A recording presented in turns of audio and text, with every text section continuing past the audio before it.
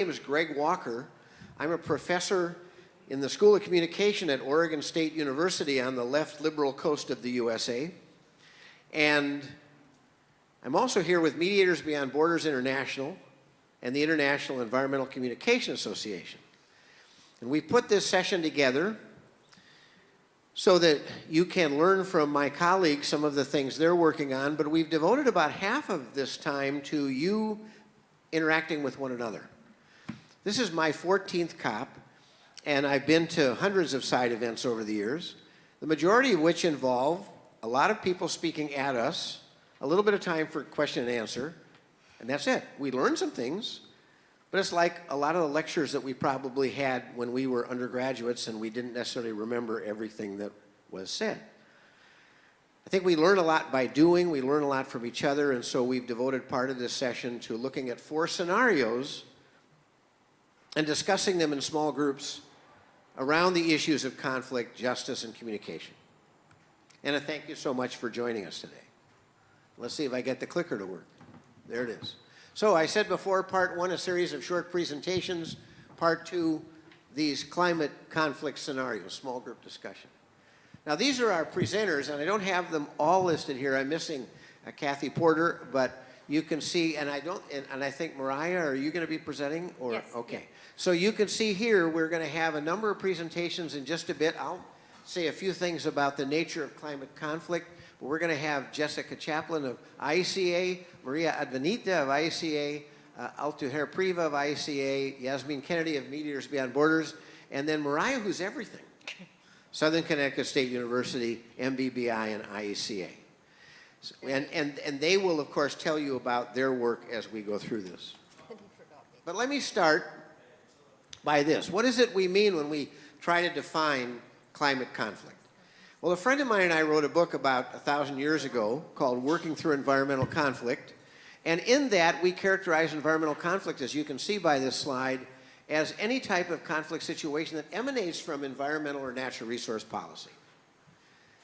Interesting enough, you can find specific definitions of environmental conflict. It's harder to find specific definitions of climate conflict, but I like what came out of the Durban, South African-based peace building and dispute resolution organization called Accord a number of years ago, where they said environmental conflicts take on different forms, and they go on to say that in particular key points of conflict are in relationship to climate change, among other factors as well.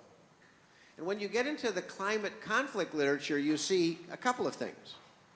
One, you see that there's some discussion, not a lot of discussion, about the conflicts that occur when we try to implement climate policy at any scale. And a good example of that might be locally led adaptation. So a community gets money to do local adaptation, and there are conflicts over how to prioritize that money, how to spend that money. But what a lot of the literature, in fact, is about is this idea of climate conflict as an accelerator. Not that climate change causes a conflict, but that climate change intensifies a conflict. And so the idea behind that is that when we think about climate change, we think about it relative to the intensity of a conflict. And I skipped over this quote pretty quickly. This is from a study of over a decade ago that claimed, the researcher claimed that climate change and armed conflict in sub-Saharan Africa really went up 4.5% in reflecting a 1% centigrade degree in heat temperature. Now, there have been some people who have questioned that research, but there's still a lot of people who are saying there is that accelerator effect. So with that in mind, I'm going to pass the torch over to, I think, Jessica's first, and you're going to give us some ideas here about just communication. So thank you again for joining us today. Oh, and here, I need to give you the clicker. I gave her mine. Oh, you have a clicker. We've got lots of clickers. Okay. Hi, everyone. Thank you so much for being here today. My name is Jessica Chaplain. I'm a PhD student at the University of Utah in the U.S. and a member of the International Environmental Communication Association. My research is really interested in the intersections of justice and communication, climate communication specifically, and how communication, specifically in the COP spaces, can advance justice. Justice has become an important term at COP. I'm sure many of you have heard this term a lot with many different definitions, crossing many different solution areas. There's a lot in terms of loss and damage and climate finance, energies and considerations in terms of just transition, and then also human rights concerns with attacks on environmental defenders, issues with carbon markets, land grabbing. So climate justice is an area that crosses just so many different areas and really is an area that reflects the needs of communities. But one of the issues with climate justice is that because there's so many definitions, sometimes it can be difficult to kind of translate those different definitions in the COP spaces and what they mean. And oftentimes, too, the way that justice is taken up in negotiations can have very different connotations for the solutions that are being presented in those spaces. So what I want to talk about today is how all of these issues of climate justice are really issues about communication. And when we think about climate conflict, we really have to start with the communication channels in which we are able to engage with that conflict.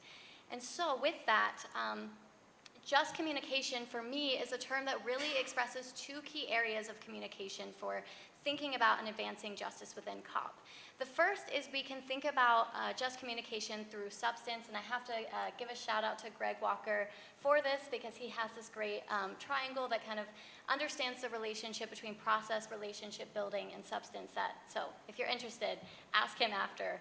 But substance is really about what messages express in terms of justice. So when we think about, for example, if we have this poster that says system change, not climate change. So the message itself is kind of expressing climate justice through this idea that we need systemic transformation. So messages can obviously advocate for particular issues around justice, but the other really key important part is how communication processes themselves reflect and advance principles of justice. And we hear a lot of times about how we need meaningful inclusion of those most impacted in these spaces, making the COP more participatory. And so just communication in that second definition is really about who's involved in these processes, who has access, what voices come to matter in these spaces, who has a seat at the table, how are decisions being implemented, and what are the processes of relationship building that shape negotiations. So while I think we focus a lot on these different messages of justice, it's important to also focus on how communication itself can be more just, specifically within the COP. So I just want to briefly touch on a few principles that I think are important. These come up a lot in the COP spaces. I was at the kind of Just Transition World Cafe earlier, and these kind of principles were coming up there. But there's a lot of kind of issues around transparency specifically and thinking about who influences these spaces. We know that there are a lot of industry people in the COP this year that have influenced some of the processes. So transparency is really important for trust and building trust among all participants so everyone can meaningfully participate. And so knowing the motivations and the solutions that are being pushed and who's being able to access these spaces is really important. The second thing that's really important is capacity building in a kind of multi-directional lens. So not thinking about capacity building in terms of certain people need to develop capacities, but that we all have capacities that we need to develop and then all have capacities to share. So how can we learn from each other? And just communication is really about that relationship building and knowledge sharing. We know one solution will not work, and we have these different scales that we have to deal with in terms of solutions. So finding ways to make COP a place where we can share best practices is essential to make sure that all stakeholders have a role to play in this process. And then finally, it's really important to think about different scales of participation. A great example is the global youth statements. I don't know if anyone followed that, but they were able to really coordinate across multiple levels, so regional levels, national levels, international levels. But really, we need to think about how we can enhance more participation at all levels. So what we do here at COP matters, but it's only one small part of what we do throughout the year. So how can we get more people involved in our communities and bring those voices into this process is really important for ensuring that solutions reflect the needs of communities. So there's so much more to say, but for now I just want to leave you with two questions for our discussion. The first is, what principles do you feel are necessary for just communication in the communities that you're working? What are some principles that you feel are aligned with their needs and their goals for environmental and climate decision making? And then the second thing is, what kind of modalities or mechanisms of communication help carry out those principles? So I talked briefly about the World Cafe. That's one kind of mechanism that can be used. But what are some other mechanisms that you've seen that have been successful? So I'm really looking forward to our discussion and these insights, and just want to say there can really be no climate justice without just communication, and that's a really important area to focus on as we continue to make these COPs more inclusive. Thank you. Okay, Okay, so thank you, Jesse, for the definition of and opening about the just communication. Now, my name is Miriah. I am a lecturer in Universitas Multimedia Nusantara in Indonesia, and I'm also a member of the International Environmental Communication, and I teach the communication for sustainable development in my university. So what I'm going to do today is talking about not just resolving conflict, but also thinking about there are a lot of places, especially the rural area, that has a lot of conflicts going on, and there are a lot of conflicting risks that is around them. So my topic is creating resilience communities in rural areas, lessons from Indonesia. And here, I want to first show you the map of the disaster in Indonesia. So we are archipelago countries. We have 17,000 islands, and we have 278 million people in there. And just last year, we have 3,544 disasters around the area. And here are all the numbers of the loss and the damage that happens. So we live in a disaster-prone area. But the challenge is not just that. We have a lot of challenges. First, the geographic diversity that I've just mentioned. And then there are urban challenges that are the cities like Jakarta faces issues of overpopulation, street infrastructure, and environmental degradation. Plus, we have the rural heterogeneity. So the rural areas are spreading across the archipelagos and diverse terrains, and there's a lot of challenges that we have. And also we are located in the ring of fire, so there's a lot of seismic and volcanic eruption threats. And because this is the islands, we have coastal and inland risks where the sea level rise will also affect our population. And also another risk that we have is the economic disparities. The poor and the rich, they are really like having a lot of gaps there. And then we are contributing, unfortunately, the greenhouse gas emissions, and it's resulting in the rising sea levels and any other climate change impact. And then there are interplay of vulnerabilities. So the risks are conflicting. People are negotiating the risks that they have, which is the one that they have to prioritize first, whether they have to take care about the disaster mitigation first, or they have to do the economic, they have to focus on the economic risk first. And it's really hard for Indonesia to then have a focus because we have so many conflicting risks. And one of the suggestion and the strategy that we need to do, the lessons we have, is empowering the resilience through the local wisdoms.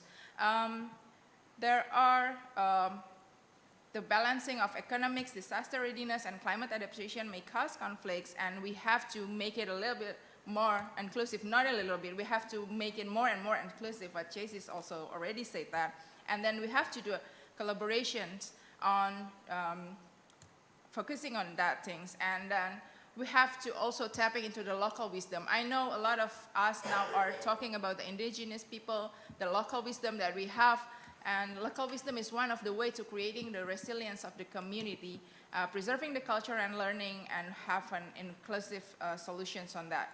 And one of case study that I have is also the collaboration between the academia and the community leaders. So UMN is my university, GMLS is one community in Banten Province, Lebak Regency, and we do collaboration to exchange knowledge and education. We bring the education closer to the rural area, and then we also integrate the technology and innovation there to create early warning systems, to prepare the people there to be more resilient and to be more prepared about all of the disaster risks that they face. And then we do the community and engagement participation. Of course, we do the skill development and empowerment. We come to the rural area to prepare them not just only on the climate risk, but also the disaster, climate change risk, the disaster risk, but we also do the empowerment on the academic side so they can like have better power and better confidence when things happen. And then of course there has to be a sustainable solution and resilience enhancement by merging academic research with local knowledge and collaborating with the local leaders that is in the community. So here are some pictures of our collaboration. My students are going to the rural area, they empower the people, they go to the elementary school, junior high school, they go to the housewives, they go to the community there, and they talk about not only the disaster risk reduction, the climate change adaptation, but they also do things on the economic empowerment to create a more resilient community. So that's what I have from my presentation. I will pass this to my colleague. Thank you.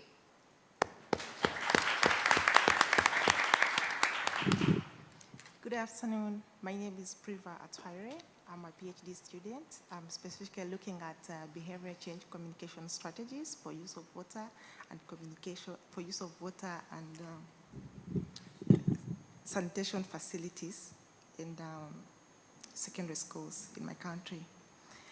Basically, my topic is looking at how to communicate climate change issues in less developed countries.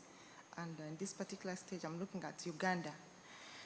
Uganda is in East Africa. I don't know, most of you could be aware of East Africa at least. So Uganda is in East Africa. And this afternoon, I'm here to look at the current situation. What is the current situation of climate change in my country? Climate change is an urgent global crisis. It's not only for Uganda itself, and it affects all of us, as we see. It's a devastating effect of climate change, which has bring about extreme weather and level changes in different areas globally.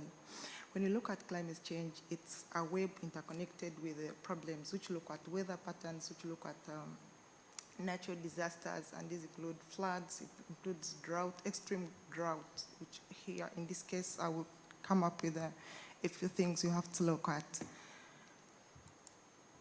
More that, what do we need to communicate when we're talking about climate change? We need to communicate preparedness. How are communities prepared? How are the government prepared? Because when drought comes and there has been a prior preparation between the government and NGOs, civil society, somehow these communities will be able to pick on and what they need to explain and how to move forward. We need to communicate mitigation before we go to these extremes. How are we looking at mitigation? Here I would look at, is there a way of looking at like climate resilience? How are you protecting it? Are you constructing dams to further the provision of water to the farmers? And then look at what are the emerging responses that should be taken care of. All these should be put in consideration in several areas within the communities, rural and urban. And what else are we looking at? What is the climate change adaptation, and at which level? Is it at a local level? Is it at national? Is it at international? So all these need to be communicated, and you need to know how are you communicating them. So the best way I came up with is how do we communicate these challenges or issues of communication, issues of climate change. We look at public awareness. How is the public aware of what you're talking about? Are you trying to give the information which is key and relating to climate issues? So is it effective? How effective is this information you are disseminating? All this should be put in consideration while you are communicating the issues to all the population around. And what is your audience? What are you targeting? Are you targeting the local community? Are you targeting the grassroots? Are you targeting the national? All this should be communicated effectively. And another thing, how we communicate it through capacity building. Capacity building is very, very key, and we should always look at it and advance it. That's why it's very, very important that everybody who comes up with a specific in capacity building, it moves on. So how else do we communicate? There are specific strategies, like I've said. Strategies are very important. Which communication strategy are you using? In this case, we have several communication strategies. We have social influence, we have edutainment, we have social marketing strategies. I think this is very key for environmental communication, because when you base on these other edutainment, yes, it has been there for quite some time, but I think social marketing strategies can clearly give out the ideas, and it takes on the conversation beyond such a population, even the grassroots, because social marketing strategies will basically look at how are you moving to the grassroots? What are the challenges they are facing? So if you're using social marketing, are you using the billboard? Is it appealing to the community? Are you using radio? Which channel, in other words, what is the plan? What is the channel you are disseminating this information? How are you communicating your issues? So I think social marketing is very key for environmental communication. So again, I look at developing excellent campaigns. Excellent campaigns will always put out your work excellently, and a lot of people create campaigns which do not end, they just end on paperwork. But when you develop something which is very excellent, and it will take on the conversation of climate change. So in this case, I think it's very important to know how these campaigns, that they could communicate the issues beyond.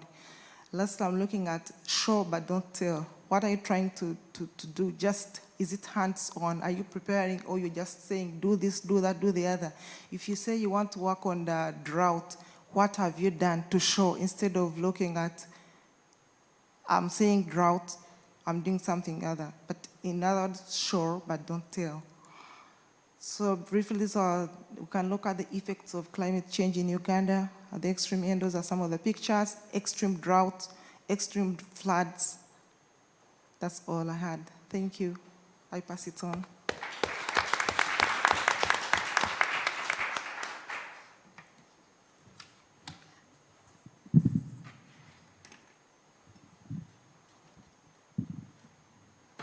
All right.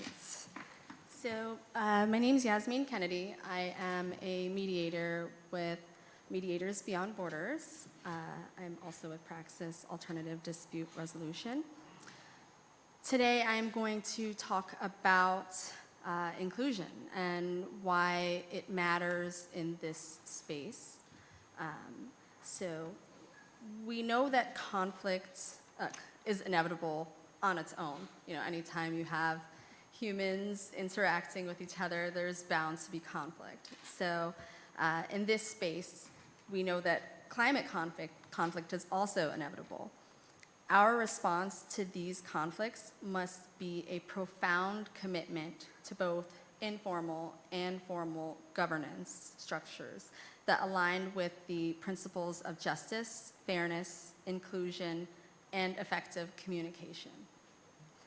It's important not just to acknowledge these conflicts, but to understand how inclusion can serve as a pivotal tool in navigating these challenges towards transformative and justice-based climate action.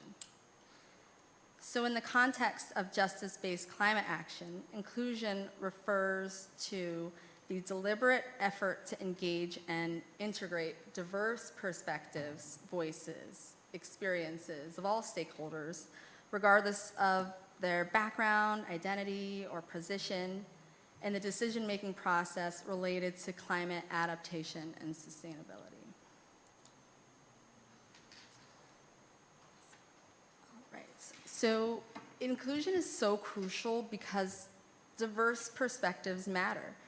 Having diverse perspectives ensures that a wide array of viewpoints and experiences are considered when addressing these climate conflicts. It's that richness in perspectives that often leads to a more holistic and innovative solution. Inclusion also promotes fairness and equity by providing equal opportunities for all stakeholders to participate and contribute to climate actions. It helps mitigate power imbalances and ensures that marginalized groups are not overlooked. It fosters better decision-making by drawing upon a broader pool of knowledge, expertise, and creativity. This leads to more comprehensive and effective strategies in tackling climate-related challenges. When people feel included, they're more likely to take ownership of the solutions proposed and are committed to actually implementing them. This boosts the chance of successful implementation and long-term sustainability of initiatives. The right people need to be included in the conversations and in that resolution. So in essence, inclusion serves as the cornerstone for just and sustainable climate action by amplifying diverse voices, fostering equity, improving decision-making processes, and ensuring the commitment and ownership of all stakeholders involved. But as you know, there are a lot of challenges that stall things and hinder that inclusion from happening. Deep-seated cultural norms, traditions, or historical tensions among diverse groups can impede effective communication and collaboration.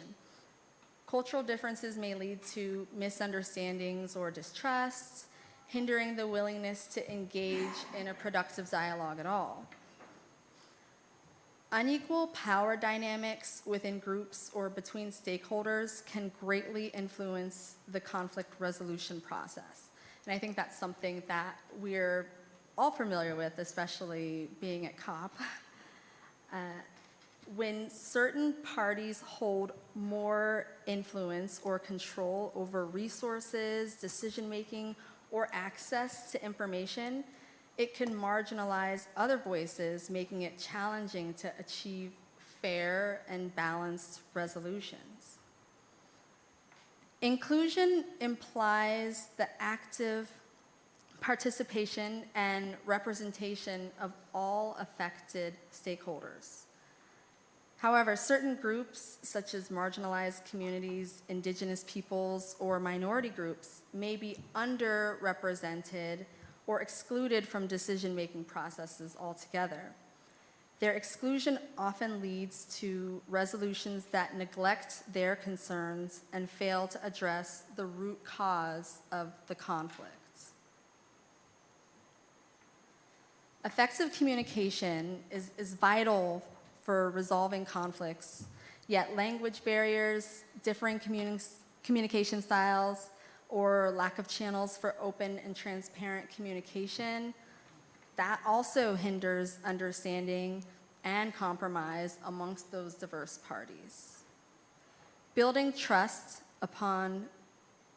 among conflicting parties is crucial for successful conflict resolution, but as you know, past grievances, historical animosities, and previous failed attempts at resolution can create a climate of distrust, making it challenging to establish that foundation for collaboration or compromise. Limited resources are also a challenge, whether that's financial, technical, or logistical. That poses a significant challenge in creating sustaining, inclusive conflict resolution processes. Having access to those expertise, like mediation services, funding for dialogue initiatives, that impacts the effectiveness and the scope of those resolution efforts. So addressing these challenges requires proactive and strategic approaches that prioritize inclusivity, trust building, equitable representation, and open communication. Strategies involving capacity building, cultural sensitivity, equitable dialogue, Platforms and impartial facilitation are crucial to overcome the hurdles and foster more inclusive conflict resolution in climate-related matters. So, how do we address this? I mean, we know what the challenges are, we know what the problems are, so what are ways that we can address these? Establishing inclusive dialogue platforms that encourage open discussions, ensuring representation from all stakeholders involved in those conflicts, that's really key. Capacity building, offering training or capacity building programs aimed at empowering marginalized groups to effectively engage in conflict resolution processes, that's also key. And coming from a mediator, mediation and facilitation is huge. We have to employ mediators and facilitators so that they can ensure equitable participation and fair representation during these conflict resolution discussions. By actively addressing these obstacles and implementing proactive measures to foster inclusivity, climate change resolution can become much more effective, equitable, and sustainable in the long run. Going to Miriah. Miriah. Thank you. Never mind.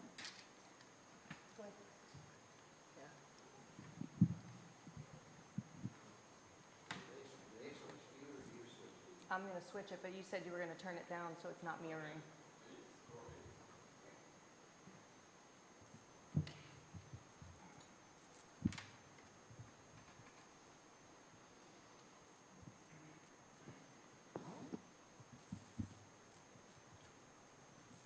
All right, Kathy. Okay, thank you. So my name's Kathy Porter. I'm with Mediators Beyond Borders International. I'm the co-chair of the Creative Arts Committee, which is why you see a big turnip on the screen. I'm a PhD student in Toronto, and I'm looking at creative methods to involve in forming inclusive policy. I'm interested in the idea of capacity building, not so much in the way we generally think about it, in sort of building people up, but how do you help people who are at the top, those experts, how do you help them understand what's important to listen to the expertise, the lived experience of those on the ground. In British Columbia in the last 2 years, it's cost us over $12 billion in loss of infrastructure through to flooding, and we still have no idea what the cost of the recent fires the last several years we've experienced are: loss of homes, loss of business, loss of infrastructure. So what I'm going to talk about today very briefly, and I've got too many slides to go through, but I'm going to talk about consensus. Because it's one of the processes here at COP, and yet I think in my experience working with engineers and environmental experts and policy experts, it's a concept that is misunderstood. And so I often start my multi-party mediations after I've put together a stakeholder group that is representative, because often clients don't understand what that looks like. That's another conversation. But the idea is, how do we build consensus? What are the constraints? And so these are the objectives of this slide. There's the tried and true method, which I think to some extent we're hearing this now. We sit around and we share information. It's very cerebral.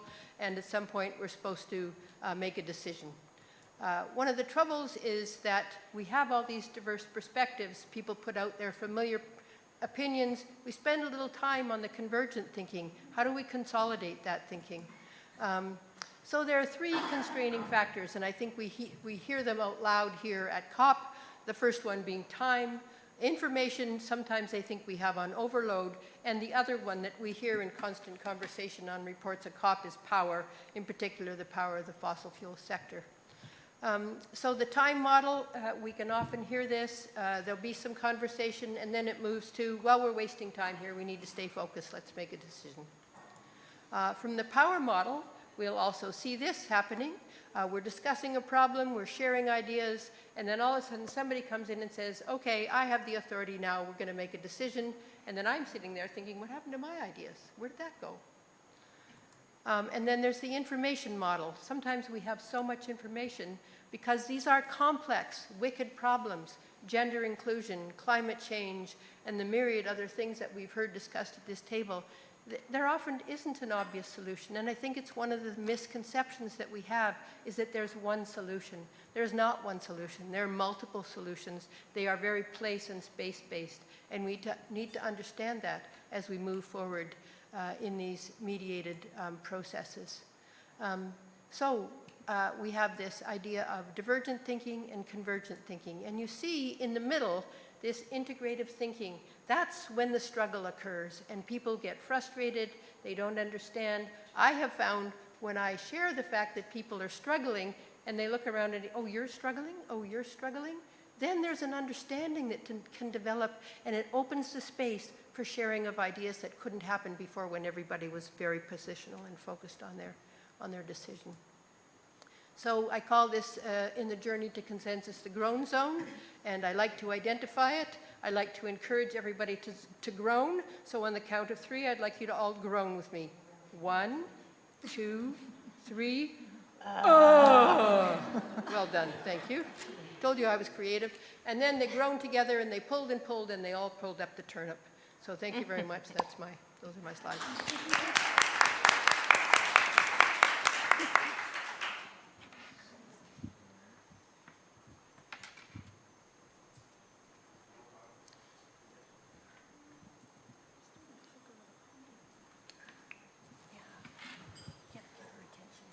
All right, so I'm the last one standing between us and talking more, so I'll make this quick.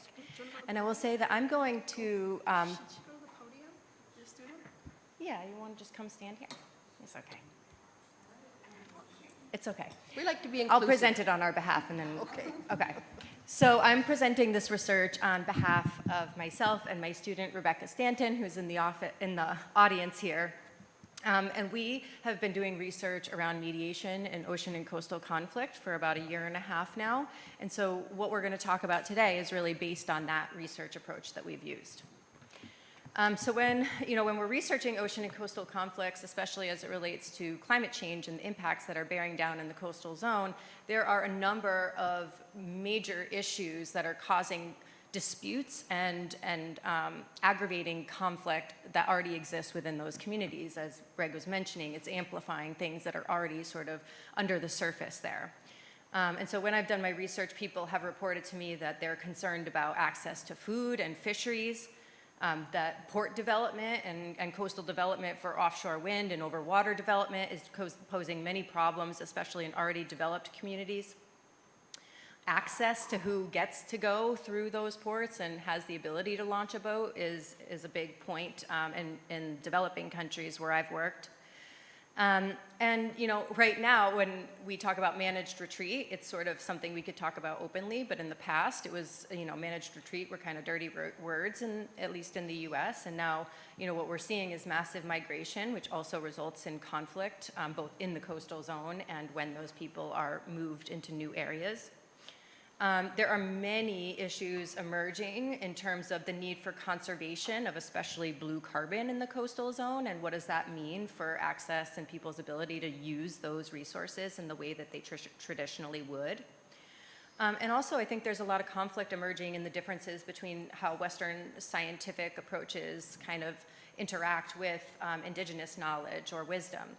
And so obviously that's an issue for when we are trying to convene these more inclusive groups. We have to be thinking about those differences in paradigm. Also, in terms of coastal armoring, in some of my work, let's say, for example, in Maine in the US, some communities might choose to armor, which eventually causes erosion at the edges of that armoring, impacting those communities, thus causing conflict. And then the biggest one, and actually something that my other students are working on right now, is about carbon dioxide removal and the development of new technologies and nature-based solutions that are being posited as the solutions to the extra carbon dioxide we have in the atmosphere. So there are a number of different conflicts that are emerging and aggravated in the ocean and coastal zone as we think about current climate impacts, but also much more into the future. So what did we do? We actually did a study, and the research question was, to what extent do UN international multilateral ocean-related agreements incorporate mediation text? And as somebody who has long studied mediation and alternative forms of dispute resolution, we believe that understanding, how people have framed this in the past in ocean treaties is important for knowing how do we actually frame it in the future and get that consensus that we were talking about for that language.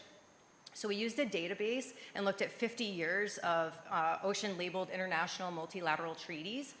And what we then did was populated it into a table, and we analyzed based on party development status, whether they were developing, developed, or LDC. We looked at temporal aspects when mediation text was included over the last 50 years, and then we also looked at content themes. As in we, I mean Rebecca did that. And so she had some really interesting key findings, which, we didn't know what we were going to find when we went down this road. And surprisingly, we found that of the 331 ocean-labeled international multilateral treaties, only 14 of them actually had mediation text included. That's only 4%. 9 out of the 14 were majority signed by developed countries, indicating that there's maybe minimal attention to the LDCs in developing countries in terms of the language of mediation, which is probably some of the places where they need it most. Also, for anybody who's following the ocean space, you might know that the BBNJ, or the High Seas Treaty, actually did include mediation language, which we were waiting with bated breath to see what the final text would be, and it actually did include mediation. But there was an absence of mediation language for about 12 years. And even when BB&J came in, it was 14 years since the last time that mediation had been included in one of these texts. When we looked at the content of the treaties that actually had mediation text in them, most of them were focused on conservation, which you can imagine based on what I said are the emerging conflicts in the coastal and ocean space, but also pollution, fisheries, and invasive species being the top sort of content areas. But then some focused on coastal zone management, waste removal, ships recycling, and ocean management. And I will say that some of them sort of overlapped, and so this doesn't necessarily add up to all 14. Some of them addressed both. So in conclusion, what does this all mean for us? We believe that understanding mediation and the use of mediation text in negotiated agreements is an essential mechanism, especially as we think about justice, not just today, but going forward, and assuring that justice and just procedures are embedded in the actions of the future. We saw an overwhelming lack of mediation text within this ocean and coastal space. And we are here sort of urging policymakers to consider the inclusion of mediation text, and to also think about mediation capacity building as a way to really integrate ways to be inclusive, be just, and be equitable. And so in the end, we argue that a just and sustainable future requires attention to multiple forms of dispute resolution, whether it's mediation, arbitration, facilitation, or maybe novel ideas that really need to be brought into the fold if we're going to imagine what a just future looks like in this climate change conflict world. And I'll leave it at that.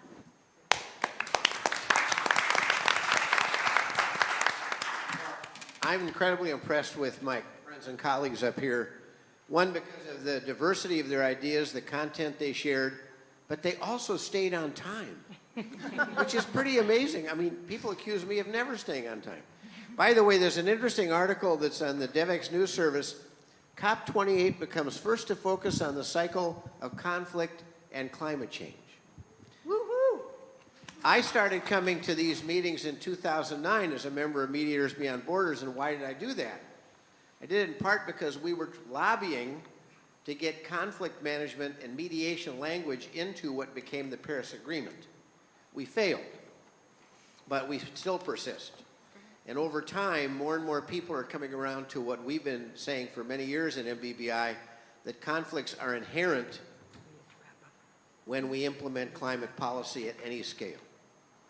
And our friends up here have addressed that very, very well. Now we're going to go back to the old set of slides. And however we do that?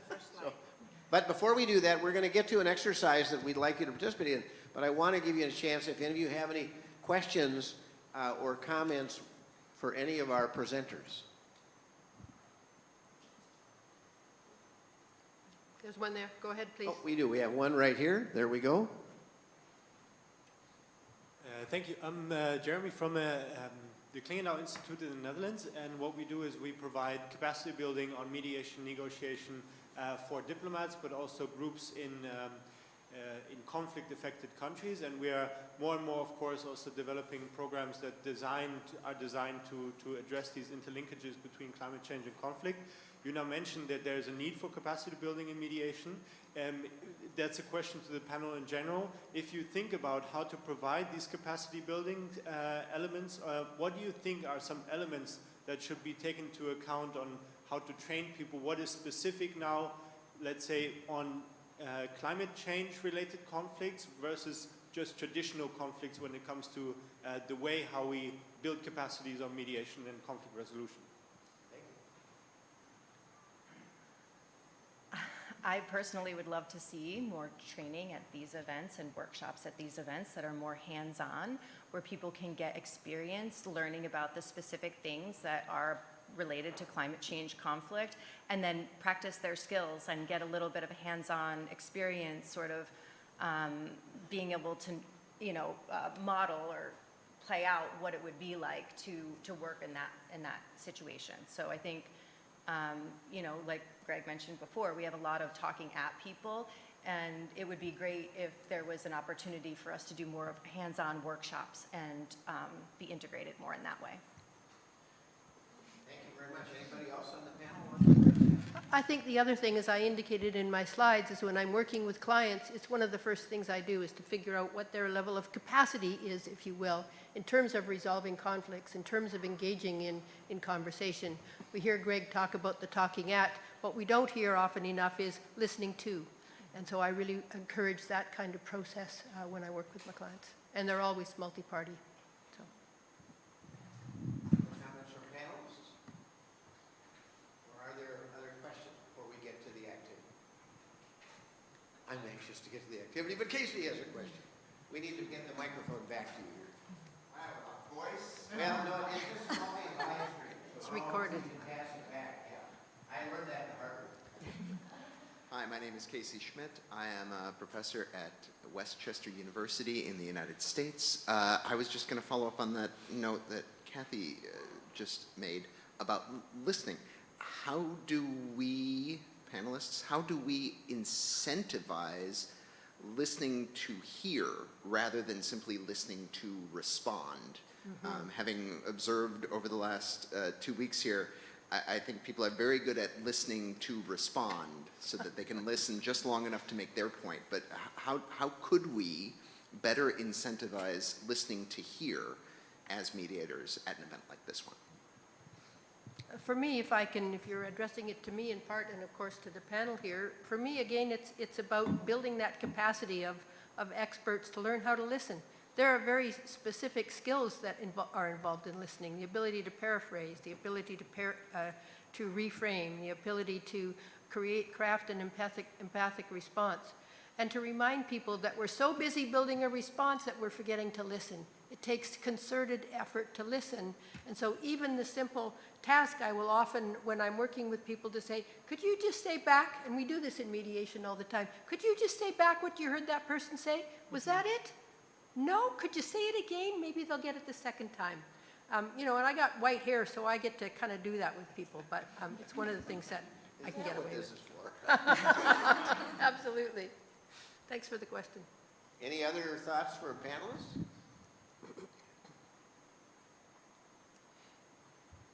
Well, we'll have some time, hopefully, for some more discussion after. But let's. Oh, did you have a question? You want to go ahead?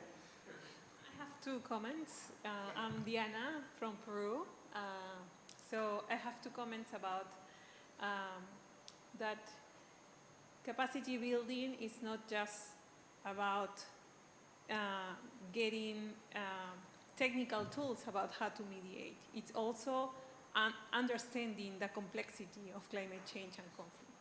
I think that it's key, and to understand that, we need to listen to communities, to different actors, and listening implies also understanding and analyzing those complex issues. So I think there are intertwined.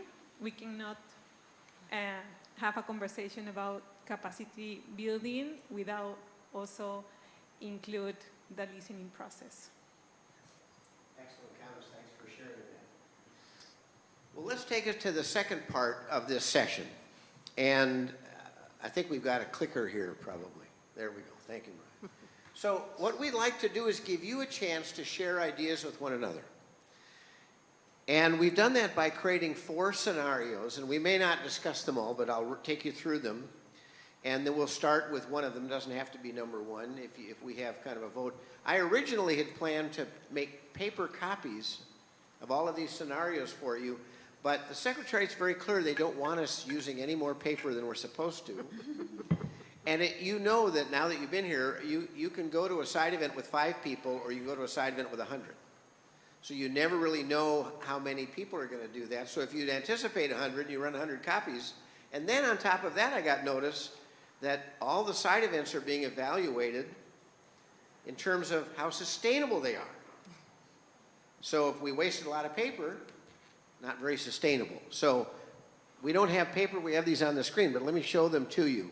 The idea here is that you get together in a small group, people who are sitting around you, discuss the scenarios. What I think we'll do is go through the 4, and then maybe as a group we'll pick one to get started on.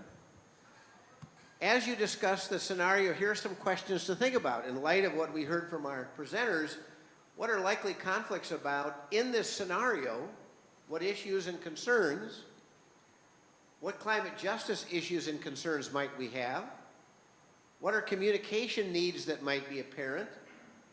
And what should be our climate action priorities as we intervene in this situation to try to address conflict, to try to make sure that we're acting in a just and fair manner, to enact and improve communication?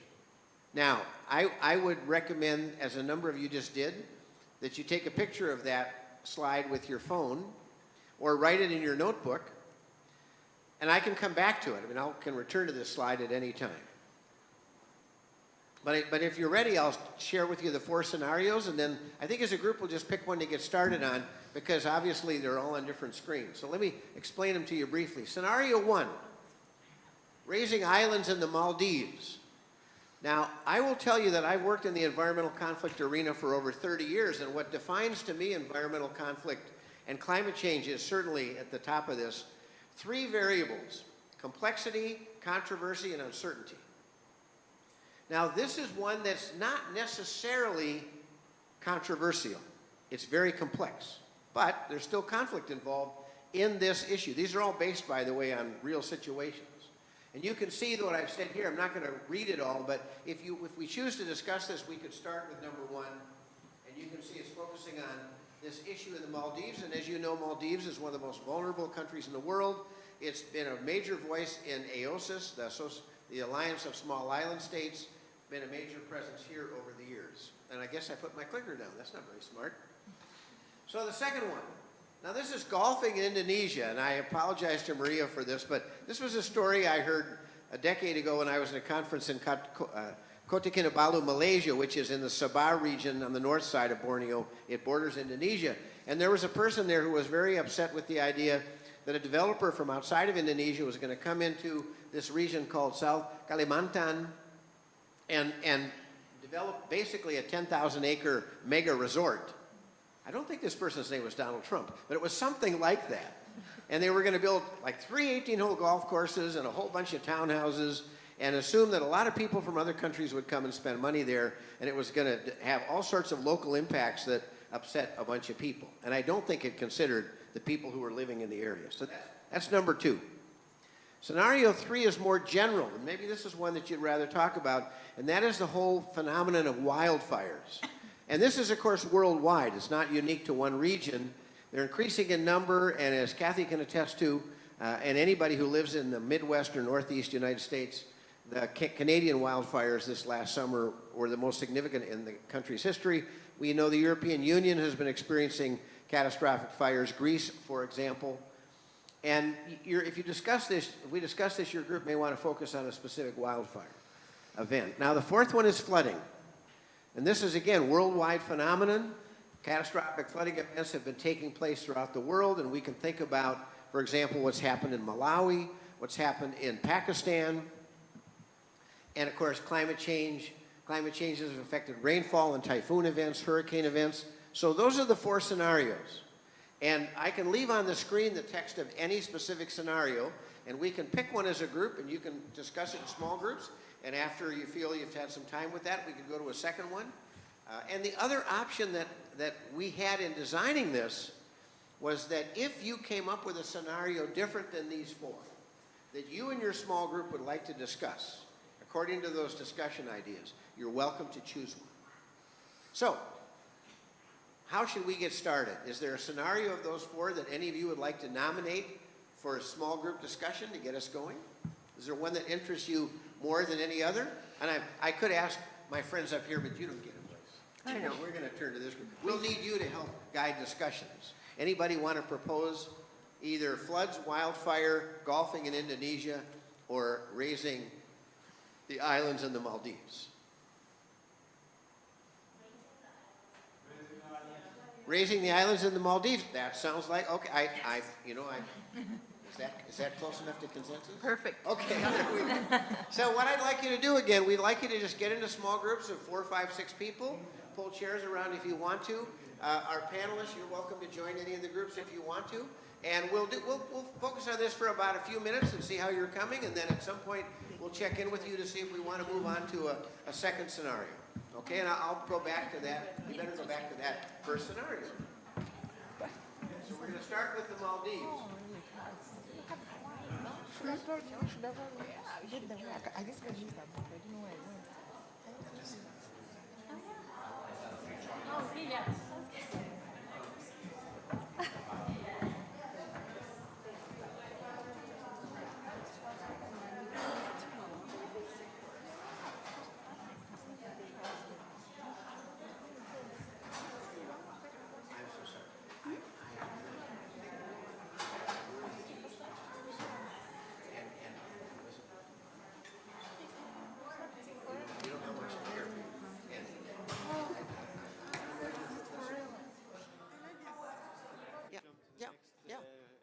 Meeting, but it would be great if you had some contact. Did you have a card by any chance? I don't have a card, but I can put a link in. Yeah, that would be great.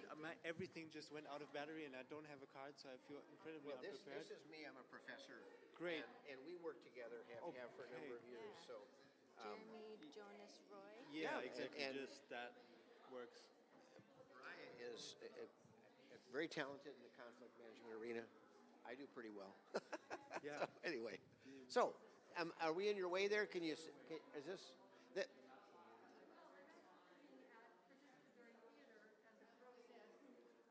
develop policy, because we spend so much time.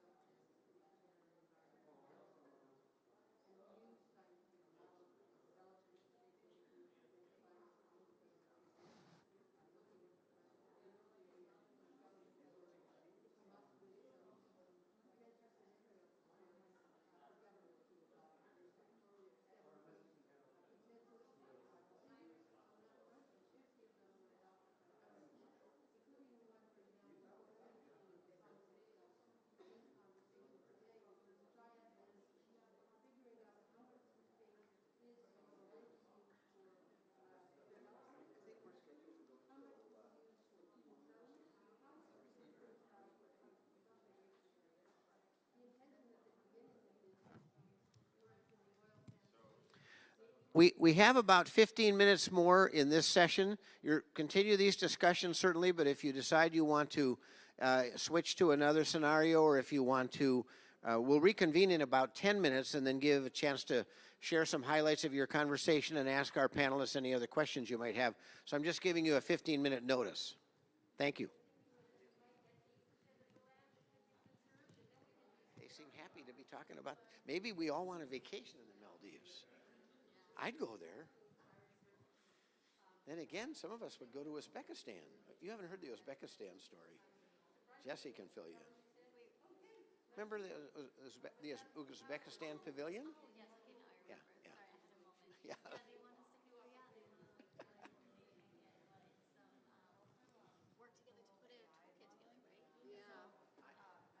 Because I'm the focal point for IECA and the DCP for Mediators Beyond Borders, I get a lot of email that nobody else gets. I get invited to a lot of stuff too.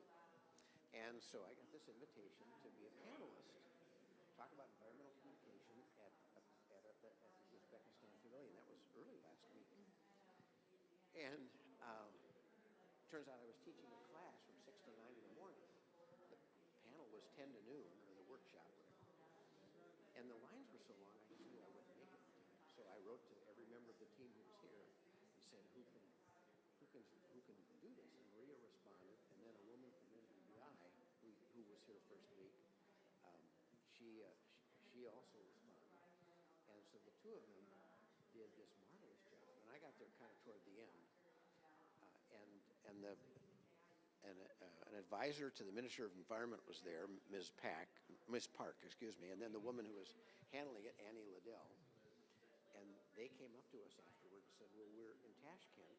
We're starting a new university. It's called Green University, and we're going to start a master's program in environmental communication. And would you help us? So now, I have to say, in all the years I've been doing this, this has happened many times, and it doesn't lead to anything. So you have to be careful to not get your hopes up. But you never know. Yeah. There we go. Well, Danielle said to me before she left, "No, I want to be on that team." So this is her major professor. So there we go. And I'll just carry your bags. So there we go.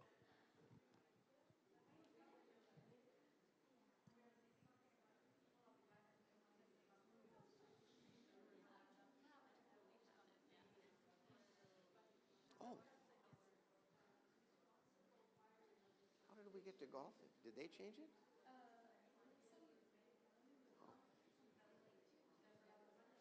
Oh, so I should change it back? Yeah.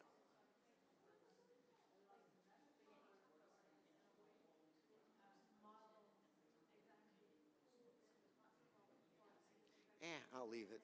They don't need it by now. We've only got about 5 minutes. So one of the things that you might be interested in, I don't know if you've had a chance to share this, so I met you when you did this webinar. So we met online. I don't know how many people were on the webinar, quite a few.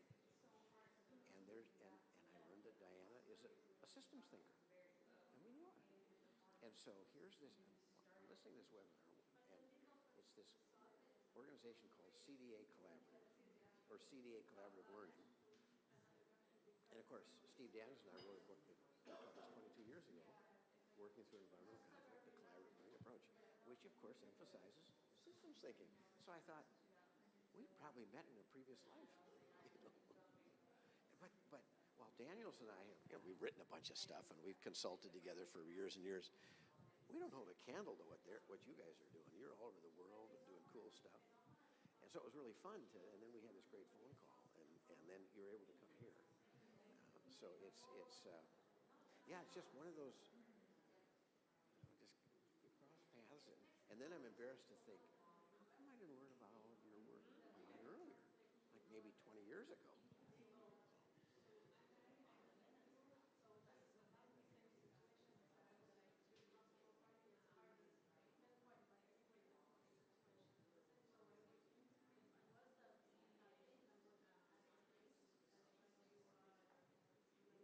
Yeah, absolutely. Well, there are a couple things. One, you could, CDA could apply to be a badging organization. It's a tedious process, but I wonder if we've done it a couple times. You could certainly participate as CDA through MBBI or ICA. I mean, you could talk with Ruth and others and decide how you want to do that. And because I've had a nice conversation with you.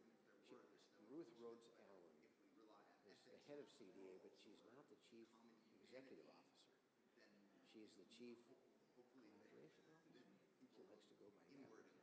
It kind of makes sense. Chief. I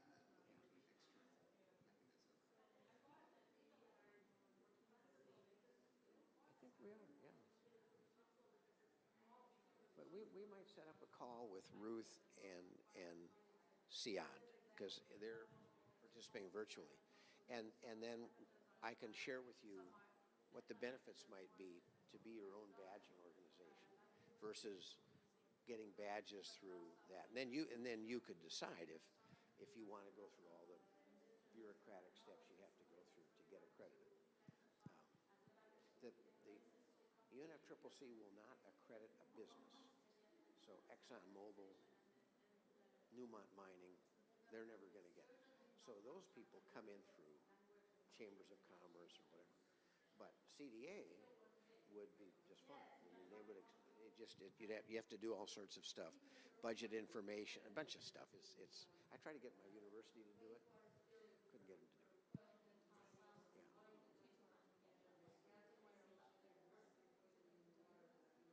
You got to give up a lot of information, and then you need a professor who's gonna lead the effort for some time. So you can say, well, it could be Danielle, but she might say, I've got enough on my plate. I know. That's a big deal. And it can't be a grad student. It shouldn't be. It shouldn't be a grad student because you're only there temporarily. It needs to be somebody with more permanence. It doesn't have to be an academic faculty. It might be professional faculty. So, I try to get Oregon State to do it, but we have so few people who do policy. Almost all of our climate people do climate science, and they don't come to this. They'll go to the IPCC, but they won't come to COP because this isn't about climate science. It's about climate policy. So, well, we better probably. We're gonna reconvene here. We're getting toward the end of our time. What I would appreciate is if each group would, if someone will take the microphone and give us some highlights of your conversation when you think about the Maldives case. And by the way, just to let you know that we are always happy to share our slides. So if you decide you would like these slides, we will get Miriah's and Kathy's integrated with the other slides, so we'll have a single set. And I'll go ahead and do that, and then we could put together typically slides in the form of a PDF, and we send them out to whoever wants them. And, I've been a professor and teacher for 50 years, a long time. And I've always said to people, my ideas are yours to use for free, but give me credit. So I think it's true for all of our presenters. If you like some of the ideas you have heard here, I think they would share those ideas generously with you, but in return, some acknowledgement of their ideas. So with that in mind, I'm going to start with this group because you're in front of me. Give it the mic to anybody and give us some highlights of the discussion. I got it. Yeah. Pass the mic. You can make, it's a game we can play called Pass the Mic. Oh, here's another one. 5 minutes. We got 5 minutos y no más. And I'm going to pass the microphone down here. Whoop. And we'll do this with Maldives Group 1 or whatever. Oh, could you go back? Well, what are we back to the questions or the case? To the case. Okay. Right there? Yeah, perfect. So we were talking a lot about how just unrealistic this is from so many different standpoints. Like, it says on there, like, who is going to pay for it? And then also we talked a lot about, okay, once the sand is there, then what? Like, that is a short-term fix. If there's no long-term implementation of some type of policy of some sort that tries to mitigate the changes from happening, then it will just continue to keep happening. And there's only so much sand in the world, so you can't just keep replacing it. And there's only so much money in the world. Well, there's only so much money in the world that the Maldives can use to keep raising their land.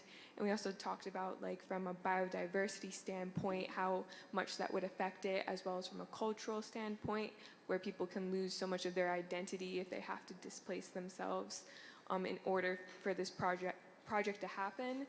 And then we talked about how unrealistic it is to get money for this, like even with the Copenhagen promise for that $100 billion that's supposed to be for developing countries has not gone to them yet, and they're still unable to raise that $100 billion each year.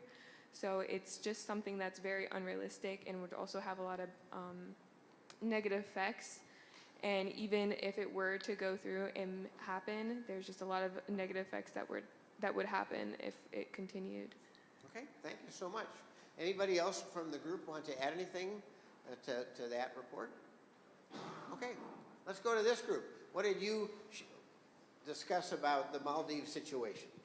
I think we talked about many similar things as the last group, just about like the technicality of how this would all work and some of the unintended consequences that we may be able to predict for, or we may not even know how to predict for. And then we talked about just very specific populations that this project would affect, as well as just like in addition to the costs that would be coming from the scenarios of the EU, just like what are the other geopolitical kind of consequences in terms of sovereignty outside of just the physical, whether it's like debt or the actual money, and then just what other costs are associated, whether it's like more tourism associated with the EU, and also the effects that that could have negatively in terms of like the environment and human rights. And then we also talked about the human rights effects also of the sand mining and displacement of people and all of these impacts. And then in terms of kind of the second part of the question was, we talked a lot about communication and how we would go about talking to the community about this, and really making sure that it's a trust-centered process with transparent communication, talking about what we do know and what we don't know, and really engaging the stakeholders to see if this is something they actually do want to happen. Excellent comments. Well, thank you to both groups for engaging this scenario. I do, in a couple minutes we have left, do you have any questions or comments for any of our presenters, or do any of our presenters want to share a final thought? Yes. Oh, I think there is a microphone there. Yes, go ahead. Thank you. My name is Lindsay, and I'm from the University of Vermont in the United States, and I also work as an organization called TWIN, Transboundary Water and Cooperation Network. And there was a lot of presentation about communication today, but I wondered if any of the panelists had thoughts on like power dynamics in communication and like dominant communication styles. Anyone want to? Where are we going? Here? Who? Where? Who? Okay. Okay, yeah, so just to rephrase your question's really about like the power dynamics. Yeah, so I think that my colleague talked about this a lot, but I think we can fairly say that there are a lot of forces that are influencing these processes. We can talk about the fossil fuel companies and the way that they influence, and we can also think about develop versus developing and the way that influences the negotiation. I think while consensus can be a very valuable tool, we can also talk about the ways in which consensus means that certain countries have a certain leveraging power to veto, and that kind of can stall a lot of really important justice frameworks and justice solutions. So yeah, how do we intervene in that process? I think what my colleagues have said, we have to really change the way that we're communicating and change the way that stories are heard. We know that COP is in many ways a battle of different stories and narratives we tell about climate change. And so we need to be able to get the stories in there of the people that are most impacted and doing the work on the ground to implement these things. And that's not easy, but that's why we really have to focus on process. And so, yeah, I don't think any of us necessarily have solutions, but, oh, Ken. I'm going to grab. We have been told we're out of time, and this has been live streamed. Thank you all. I'm going to say a round of applause for all of you and our presenters and our participants. Thank you, and have a